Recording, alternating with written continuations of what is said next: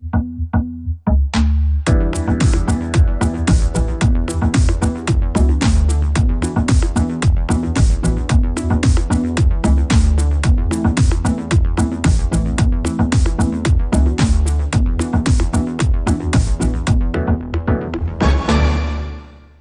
bienvenue dans la place de l'info, j'espère que vous allez bien. Nous achevons une semaine thématique entièrement consacrée au cinéma dans la région Rhône-Alpes-Auvergne. On a bien vu que la filière image fonctionnait à plein régime, bien sûr à Annecy et également auprès de Valence, à Bourg-les-Valences, où il y a aussi un pôle de compétitivité. Les films ont été présentés pendant toute la semaine. Il y a même un président de la République qui est venu en ce jeudi, on l'a bien vu au journal bien sûr de 8 Mont-Blanc.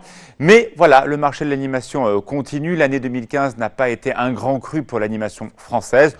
On verra bien quel sera le film qui va l'emporter samedi soir pour la cérémonie de clôture. Mais quoi qu'il en soit, les tournages s'intensifient dans la région Rhône-Alpes-Auvergne. On l'a bien vu avec la présence de Grégory Fass et Rhône-Alpes Cinéma. La semaine prochaine, nous changeons complètement de thématique et nous allons vous emmener dans les coulisses des parcs d'attractions. Ils sont importants sur le territoire. Nous avons la chance d'avoir Walibi dans l'avant-pays savoyard. Également, nous allons faire un petit tour en Suisse, découvrir les coulisses du Swiss Vapeur Park. Et nous allons voir un téléphérique qui est un parc d'attractions à lui-même. Bien sûr, c'est la création de ce téléphérique panoramique qui a été inauguré l'an dernier en grande pompe par le président du Conseil italien du côté de Courmayeur. Va-t-il battre le record du téléphérique de l'Aiguille du Midi avec 900 000 passages l'an dernier? Nous verrons tout cela la semaine prochaine. Cette semaine, nous allons partir un petit peu dans l'univers du polar, avec un amateur du Cluedo, peut-être vous, René Vuillermoz. Vous jouez à ça quand vous étiez petit? Non, pas du tout. Non, c'était pas votre jeu préféré? Non, pas du tout. Ça n'existait pas quand j'étais petit. Les pontons flingueurs, ça sera un des grands événements de la semaine prochaine, en espérant le beau temps. On fera d'ailleurs un point complet sur la météo avec Thierry Polm. Bonjour Pauline. Bonjour Alexis. Les titres du JT, 3 titres importants. D'abord le tout premier, on a beaucoup parlé de ce centre des congrès. Réalité, pas réalité, ça part plus? Alors le rapporteur avait dit il y a quelques mois non, 17 points contre, 11 points pour seulement. Les élus aujourd'hui se sont réunis, eux ils sont pour, ils disent qu'ils veulent absolument ce centre des congrès. En tout cas ce sera voté en conseil d'agglomération jeudi prochain et on saura si oui ou non définitivement on aura ce centre des congrès sur la presqu'île d'Albigny. Ils peuvent passer au-delà de l'avis du préfet? Ils peuvent, c'est pas une obligation de suivre l'avis du préfet, ce serait très mal vu, mais ils peuvent. Ah, ça. Donc affaire à suivre. Très bien. Deuxième titre, le Chambéry Soc Rugby à l'honneur. Exactement, ils ont été champions de Fédéral 1 dimanche dernier, ils ont été reçus en grande pompe par Michel Dantin, le maire de Chambéry, à l'hôtel de ville hier. Olivia Boisson y était, c'était la fête, il y avait beaucoup de supporters et on est très ravis pour eux. Vous avez votre bac? Pardon. Prenez votre baccalauréat, vous l'avez? Ah non. J'ai pas eu le temps. Bon, voilà. Pourquoi pas le passer avec votre fils si vous avez des enfants? C'est un des sujets du JT où papa et le fils ont passé le bac ensemble. Exactement, c'est notre rubrique Regarde ailleurs. C'est nos confrères de TLM qui sont allés tourner un sujet. Le fils, il a 2 ans d'avance. Le papa, lui, il a arrêté ses études quand il avait 12 ans. Et donc, du coup, ils ont décidé cette année de le passer ensemble et ils espèrent l'avoir tous les deux. Un en bac pro, un en bac général. Ils espèrent l'avoir tous les deux. Ça vous dirait, René? Non, pas du tout. Pas du tout, comme ça au moins, le sujet est clos. Merci beaucoup Pauline, le JT est complet dans 26 minutes. Tout de suite, place de l'info. Le festival du Polar tient sa place au cœur du lac d'Annecy, 5e édition du 20 au 25 juin prochain, en espérant que le temps sera un peu meilleur.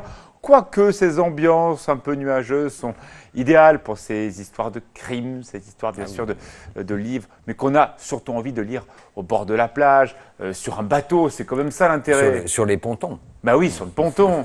Là, la météo, c'est pas terrible pour vous pour l'instant. Hein. Oui, mais on va... Non, mais j'ai mis un cierge pour la Vierge. Bon, on va voir si ça a marché. On verra, il y aura Thierry Polm tout à l'heure avec nous. Il y a des auteurs de polar. Ils sont tous très connus si vous aimez effectivement ce genre. On le rappelle, le polar, c'est d'abord un livre qui n'est pas très épais, qui se lit assez facilement et qui raconte une histoire du début à la fin autour d'une intrigue assez courte. C'est ça un polar? Oui, là dans le polar, il y a aussi le roman noir, parce qu'il y a sûr. pas mal d'auteurs de romans noirs qui est plutôt une photographie de la société, donc à travers une intrigue bien entendu, mais qui est ce que j'aime là-dedans, c'est ça, c'est la photographie de la société dans laquelle nous vivons, dans laquelle on a vécu, Et c'est ce qui m'intéresse dans le polar. Alors bien sûr, hein, le polar est aujourd'hui très inspiré des séries américaines qui aujourd'hui marquent complètement notre inconscient collectif. Et pourtant, nos histoires bien françaises restent une réalité. Je pense notamment à cet auteur qui est un ancien flic, M. Marshall, qui sera présent en tant que réalisateur. Donc ça sera quel soir ? Jeudi soir. Jeudi au soir. Gaumont, on présente Borderline, son dernier film, téléfilm. Olivier sera là avec nous pour un débat à la suite de la projection. Souhaitez-vous vraiment cette notion Made in France, cette façon d'écrire qui est très différente de la manière américaine ? Alors, ce festival du polar, il est francophone. C'est que des auteurs francophones. C'est une volonté que j'ai depuis le départ de Parce dire que vous voulez défendre cet art-là ? Oui, parce que on parle beaucoup des auteurs américains, suédois, bien sûr. Et tout ça, qui est très Surtout bien. suédois et danois aussi. Voilà, donc c'est très très bien. Mais en France, on a aussi des auteurs de polar qui sont très bien. Donc l'idée, quand j'ai monté ce festival, c'était de donner la part belle aux auteurs francophones. 3e édition également du Salon du Polar, salon qui marche très très fort. Voilà, salon qui cette année, avec le beau temps bien entendu, se fera dans les jardins de l'Europe, Ouais, derrière la mairie, en voilà, extérieur, sur les pontons, sur les quais, bien entendu. Ça donnera un côté plus festif que ce qu'on a fait jusqu'à maintenant. Et les échanges, bien sûr, pour rencontrer directement les personnalités, c'est ça l'intérêt. Alors, tous les auteurs sont présents, bien entendu, pendant les 3 jours, et le public peut rencontrer les auteurs soit sur les stands des libraires dans les jardins de l'Europe, soit sur le bateau pour les pontons. Les pontons et les embarcadères sont mis à l'honneur, hein, donc c'est aussi l'appréhension du lieu. Voilà, l'esprit du festival, c'est aussi d'investir le lac, d'amener la littérature tout autour du lac. Et des restaurants sont valorisés, on pense notamment à Sophie Bise, chez ma cousine. Et c'est plus Alors, maintenant elle, maintenant. Non, Ah oui, cette année, c'est pas Sophie Bise. Ah d'accord, chez ma cousine, c'est à côté. Alors, chez ma cousine pour le déjeuner littéraire, et le goûter littéraire, c'est le beau site qui vient d'ouvrir, qui est magnifique, à Taloir, et le goûter littéraire se passera là-bas. Très bien, les pêcheurs aussi. Les pêcheurs aussi pour l'apéro littéraire. Quand on a la chance d'avoir tous ces auteurs, on l'a vu avec l'énorme succès bien sûr de ce festival du livre de Taloir, on sent que les auteurs ont vraiment ce plaisir à être à proximité, d'avoir vraiment cette rencontre avec le public annécien. Oui, et en plus, comme la journée du samedi, on passe la journée ensemble sur le bateau. Il y a 200 personnes sur le bateau et les auteurs passent la journée avec leurs lecteurs et aussi entre auteurs, ce qui n'est pas toujours le cas dans les salons. Qu'est-ce qu'ils ont à se raconter entre auteurs ? Oh, de futurs romans. Ouais, des projets. Oui, beaucoup, souvent, oui. Serge Delmontex nous a expliqué justement la passion qu'il a de cet événement, il nous l'a raconté il y a quelques jours. Il y a 5 ans, cet événement a été créé. Comment a-t-il évolué en 5 années ? Alors, on pourrait dire qu'au début, quand j'ai monté ça avec René Frény, qui est l'auteur du nom Les Pontons Flingueurs, j'avais un peu de mal, beaucoup d'amis auteurs que j'ai invités, c'était bien. Maintenant, je reçois une quantité de livres d'auteurs qui me disent, voilà mon dernier ouvrage, j'aimerais être invité. Et comment vous faites la sélection ? Ah ben il faut lire beaucoup. Ouais. Je lis entre 3 et 5 livres par semaine, ce qui me permet, parce qu'il n'y a pas que les rencontres polars, il y a des autres rencontres littéraires que l'on fait. C'est un choix, alors c'est très subjectif, c'est moi qui choisis, mais c'est en fonction de l'œuvre, en fonction de l'écriture et de l'auteur, la qualité de l'auteur, la qualité humaine de l'auteur. Ah, on sent bien que la notion de la personnalité qui écrit est au moins aussi importante que ce qu'il a fait. C'est très important quand on veut faire passer un message auprès des gens. Il faut être bon à l'oral, il faut être bon dans la rencontre avec les gens. Et j'ai rencontré pas mal d'auteurs que je n'inviterai jamais. Pourquoi ? À cause de leur attitude. On sent que c'est son festival, qui ne veut pas inviter n'importe qui. C'est un endroit où on est bien. Vous faites ça par passion. Bien sûr, c'est complètement du bénévolat, de la passion, de l'amour des livres et de l'amour des gens. Ça commence le 20 jusqu'au 25 juin. S'il y a une date, un moment à ne pas manquer, ça serait lequel ? Alors, le salon est important cette année puisqu'on le fait à l'extérieur et c'est là où on peut accueillir le plus de monde et vraiment avoir cette relation avec les auteurs toute l'après-midi du vendredi. Donc si c'est votre première fois, eh bien ne manquez pas le vendredi 24. Ça se passera donc très clairement dans les jardins de l'Europe, juste derrière l'hôtel de ville. Voilà, vous y allez et puis comme ça vous serez addict à toutes ces histoires de crimes et de meurtres. Pas encore en pays de Savoie, mais bon voilà, on est dans un très beau décor. On a des nouvelles des Pontons Flingueurs, les auteurs écrivent un petit recueil de nouvelles. Et la nouvelle l'année dernière, il y a un crime sur le bateau. Très bien. Eh bien, écoutez, on verra qui a tué le colonel Moutarde. Voilà, Ce sera le vendredi 24. Merci beaucoup, CH. Vous êtes vraiment un passionné de cet événement. Tout de suite, la pub et après Thierry Paulme pour l'aperçu du temps de ce week-end. Et après, un grand traiteur avec nous, Daniel Viret. Vous allez assister à une tentative. Je vais essayer de soudoyer Thierry Polm. Il veut combien, Thierry Polm, quoi? 30 €, 40 € pour avoir une meilleure prédiction que la semaine dernière? C'est quoi ce temps-là? Ah mais moi je veux bien vous faire des super prédictions et vous dire qu'à partir de demain c'est l'été, il fait beau, il fait chaud. Je vous mentirais mais... Vous voulez combien? Daniel Ah, Viré, mais- il vous fait ce que vous voulez. Il a même apté des mais- magnifiques plateaux. Oui, voilà. Ça change pas? Bah non, voilà. On présente Daniel Viré, notre grand traiteur, Dan Silvieux. Donc nos week-ends de mariage sous la pluie encore. Celui-là, oui, en plus moi j'en ai un ce week-end. Hein, alors, Où ça? à Torrenglière. Alors quel temps fera-t-il à Torrenglière? Bah, il fera pas beau. Enfin, Pas beau il fera du pas tout. beau. Alors, on va pas exagérer. Il fera à peu près le même type de temps qu'aujourd'hui. C'est-à-dire pas Oui, beau. actuellement, Pas très beau. merci, actuellement c'est très bien. Ah, bah, Il tombe actuellement, des c'est trompes d'eau. pas top, mais, par Mais exemple, il y avait Hollande qui était là hier, c'est logique. Ah, Oui. c'est pour ça que oui. donc globalement, samedi et dimanche, on aura droit à des éclaircies en matinée, éclaircies Ouais. début d'après-midi, et après, comme aujourd'hui, ça va tourner à l'orage, notamment demain samedi, un peu moins pour la journée de dimanche. Voilà pour le week-end. Donc, tout Super. simplement, si vous avez prévu des événements avec des traiteurs, des mariages, en fait, vous vous mariez à 9 h du matin, vous faites la réception à 10 h 30 jusqu'à Voilà. 11 h, Voilà. Puis ça un tient. peu plus, allez, on va dire. jusqu'à midi, Allez, puis à midi, là, Puis à midi, on se met à l'abri. comment on fait, l'après-midi. Daniel, lorsqu'on est effectivement un traiteur pour gérer cette météo? Parce que là, je veux bien, mais hier et avant-hier, il faisait froid. Il faisait 12-13 degrés. Oui, le pire, c'est que si jamais il a raison et qu'à midi, vraiment, il pleut, eh ben, on est tous à l'abri. Mais s'il pleut pas à midi et qu'il va pleuvoir qu'à 1 heure, c'est-à-dire que bon, faut quand même qu'on essaye de le faire dehors parce que les gens sont venus pour être dehors. Puis à un beau moment, ben, en catastrophe, on replie tout. Et puis là, forcément, mariage, vous avez un mariage demain, au mois de juin. Les femmes, elles ont des dos nus, elles ont Oui. acheté des robes très décolletées. N'est-ce pas, Thierry? Vous serez habillé comment demain? Léger? Moi, non. Je serais Oui, pas non, en c'est décolleté. pas la décolleté. personnalité, je comprends bien.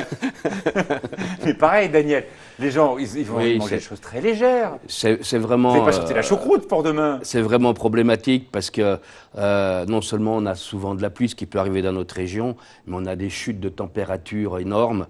Et voilà, ça pose Sérieusement, des vous prévoyez problèmes. parfois des chauffages comme ça en appoint, Ah, bah, si bien jamais sûr. c'est un peu léger dans Bien les sûr. tentes? Surtout lorsqu'on fait des Oh là mariages là. dans des propriétés privées sous chapiteaux. On ne tient pas sans chauffage un 17 juin, Non, Thierry. pas une nuit entière. Mais ça va Incroyable. changer. Ah, c'est la bonne nouvelle. À partir de C'est quand? la bonne nouvelle. Alors, deuxième partie de semaine prochaine, enfin, plus certainement à partir de mercredi, Oui. on devrait normalement retrouver des conditions d'été. Jusqu'à avec jeudi. Un beau ciel bleu, des températures fort agréables jusqu'à mercredi soir. Non, je veux dire. D'accord. Non, ça pourrait durer plusieurs jours, week-end prochain compris. On D'accord, pourrait donc dépasser on les aurait un 30 degrés. Ah. Oui, vraiment un changement radical de temps à partir de mercredi. Lundi, mardi sera pas trop mal, mais on aura encore un peu d'instabilité, encore un peu de nuages. D'accord. Mais vraiment à partir de mercredi, on aura, je pense, enfin l'impression d'être en été. Sûr ou pas sûr? On a bon espoir. On a bon espoir. Merci beaucoup Thierry Polm. On va découvrir un très grand musicien. Il est marié dans la vie civile avec Laurence Ferrari, Monsieur Capuçon. Vous allez voir Renaud avec un documentaire à ne pas manquer sur 8 Mont Blanc.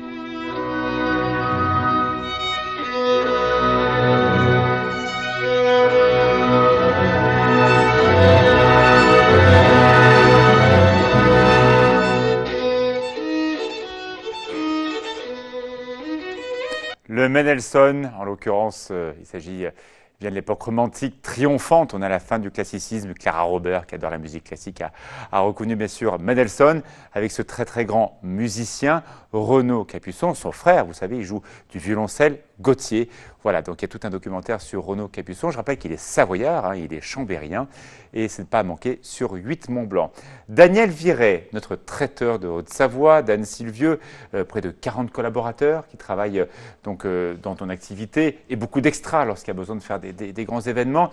On a fêté ensemble hier les 10 ans de Savoie-Mont-Blanc. Tu étais aux commandes avec toute ta brigade. C'était un énorme événement.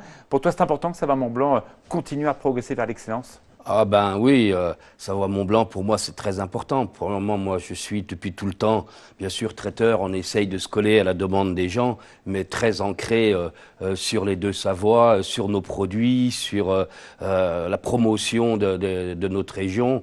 Et nous, on fait aussi la promotion de notre région par rapport au métier qu'on a choisi, par rapport au métier de traiteur. Et là, on est vraiment en phase avec Savoie-Mont-Blanc, c'est évident, quoi. Vous regardez actuellement quelques créations de Daniel Viret. C'est vrai qu'à chaque fois qu'il y a un grand événement, je pense bien sûr aux Coupes du Monde de ski, je pense au Championnat du Monde d'aviron, c'était donc l'été dernier au lac d'Aiguebelette, il y a toujours Daniel Viret quelque part. Est-ce que les demandes ont changé? On parle beaucoup de coupes budgétaires de la part des donneurs d'ordre, des mairies qui ont moins de sous. Est-ce que ça se sent ou pas? Oui, bien sûr. Je crois aussi bien pour les particuliers, on le ressent cette année, je dirais presque un peu pour la première année dans les mariages, où le nombre d'invités a baissé, même dans des salles qui sont capables de contenir un nombre important, le nombre a baissé. Et puis les gens font un peu plus attention, c'est évident, et les collectivités aussi, c'est clair. Oui. On sait ton amour des produits du pays. Est-ce qu'aujourd'hui tu as plus de facilité qu'à l'époque pour imposer ces produits made in Savoie? Parce que parfois, voilà, on sait que certains disent « Ah non, moi je préfère des produits venant d'ailleurs ». Ah non, aujourd'hui, oui, les gens au contraire, je crois que c'est dans l'évolution et aujourd'hui les gens sont demandeurs des produits locaux et faut arrêter, on n'a pas que les Joe, ben oui. On a aussi 3 lacs. Il faut les valoriser, nos lacs. On a aussi tous les poissons qu'on peut trouver dans ce lac.